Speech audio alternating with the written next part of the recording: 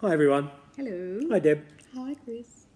We're not back with Elton John No, because we've already done Elton John, really. we've talked enough about Elton. I mean, Not much else to say. he was pretty dramatic, He lots of liked drama, Liked his young boys loved his young with their ass boys. cheeks hanging out. Yes. But so who do you want to talk about? David Bowie. David Bowie. Yeah. I like Bowie. Yeah, me too. Great artist, and a lovely bloke. I looked after David Bowie again. This would have been the late 80s, I'm thinking.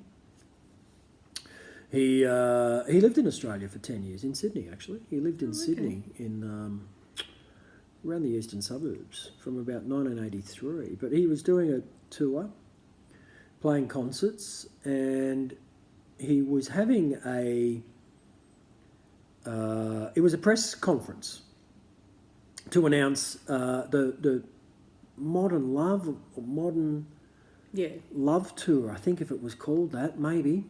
He played 4 songs. But at this press conference, and it was at Maxie's nightclub in George Street in the city, which is right near the cinema complex for those in that time, the late 80s, early 90s, right opposite the big Hoyts complex there in George Street. Anyone from Sydney, you would know exactly where that is. Directly opposite that, there used to be, I think it was Maxie's nightclub. Anyway, he's having a press conference at Maxie's nightclub. And there's a stage there and the band's set up and David Bowie is going to play 4 songs, which he did.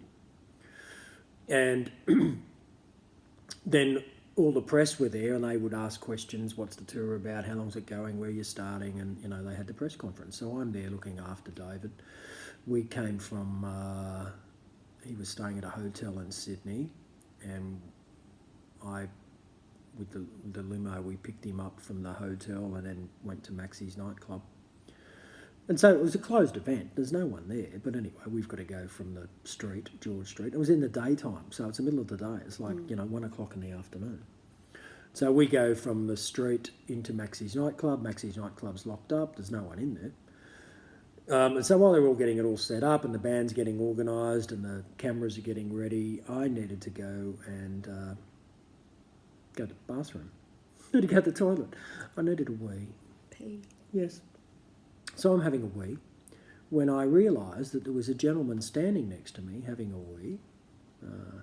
So I could see Oh, you look like you were checking out. I could see the stream of Pee. pee. I went, oh, there's someone else having a wee. And I looked up and that was David Bowie. And he went, hi Chris. And I went, hi David.